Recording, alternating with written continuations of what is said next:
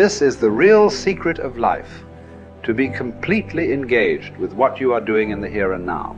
And instead of calling it work, realize it's play. Oftentimes people go, okay, here's really what I want to do, and this is what I'm trying to accomplish. And then they see all these other things that other people are doing, and then they kind of see that as like a grab bag. And they're like, I want a little of this, and a little of this, and a little of this, and I want it all at the same time. And that's not really possible, you know? You can't play 5 sports at the same time. You got to pick one, you got to specialize. Maybe you can do 2, but you probably can't do 5, right? Number one is that you need to really get amped up about why that goal matters to you. Because once you know why the goal matters, that's going to be that thing that gives you meaning and purpose, that turns into a passion, that allows you to show up and keep doing it when you're bored. What would you like to do? If you don't like what you're doing, and you don't like where you are, and you don't like your relationships, and you don't like X, Y, or Z, what do you want? What do you like? And then you got to be able to add passion to it, to activate that thing and make that dream a reality. And to find that meaning and to develop it, to create meaning in our lives, we have to set an intention and we have to pursue that intention. Start small, know what you want, get out of bed, get after it, set rules for yourself, follow those rules. You have to understand that you're not your own servant, so to speak. You're someone that you have to negotiate with, and you're someone that you want to present the opportunity of having a good life to. And that's hard for people because they don't like themselves very much. Once you discover your purpose, it's your job to live with passion. That's when you're passionate. That's when you're ready to go to that next level. You determine your legacy. It's up to you. Your legacy is in your hands. As long as you can breathe, as long as you can hear, as long as you can see. If you're passionate and driven and focused in what you do, if you're really good at it, people will take notice. That's basically it. So those dreams and goals that some of you have that may seem larger than life, good. That's what I want you to go after. And don't let the fear of the failure, don't let the fear of perfection hold you back. You won't be perfect. You will make mistakes. But I promise you this, you're never going to know if you can sink or if you can swim unless you jump in the water. So continue to fight forward. Continue to believe in yourself. Hold on to the possibilities. Get away from the negativity.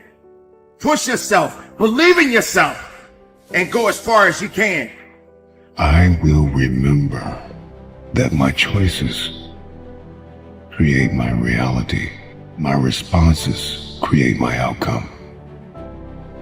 I will speak with compassion. I will stay true to my heart. See, whatever you decide to do, look at it and find out what is it that I have that I could bring to the table that can begin to enable me to ensure that I could be successful in this. Where is the opening for you? There's room for you out here in the arena called life. There's room for you to come out and live your dream. Don't allow but to keep you in the corner or keep you up in the bleachers looking at life, being a spectator, not being a participant, making a difference in life. I believe that all of us came here with something. All of us showed up to give something, and that nobody's going to give that service that you have to give. No one's going to produce your product. No one's going to write your book.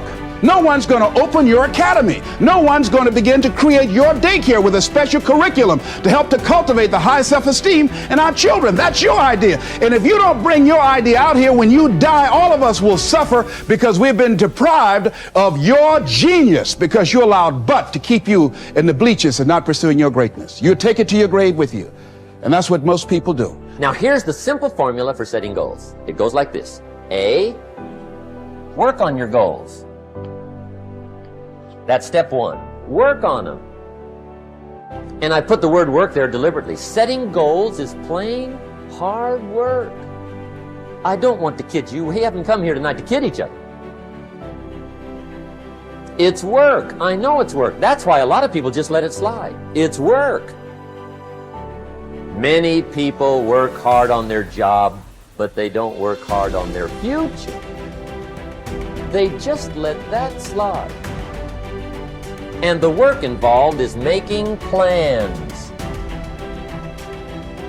I know most people don't. I understand that. But don't let that be you. Guy says, well, yeah, you work where I work. By the time you struggle home, it's late. You've got to eat a bite of supper, watch a little TV, get to bed. You can't sit up half the night. Plan, plan, plan. And the guys be good worker, hard worker, sincere. But you've got to be better than sincere, working hard. You've got to be better than a good worker. You've got to be a good planner. Somebody once wisely said, the people who fail to plan are planning to fail. Well said. So work on your goals. Here's step 2. Write your goals down. That's so important. I teach my staff around the world, put your goals in your journal. Because one of the major people you want to study is yourself. So here's the list of goals I put together 3 weeks ago. Here's the list of goals I put together 2 years ago. Here's some of the changes I made, rearrangement of my priorities. I scratched these off, I put these on, I've gotten these. Study your accomplishments, study what your desires are.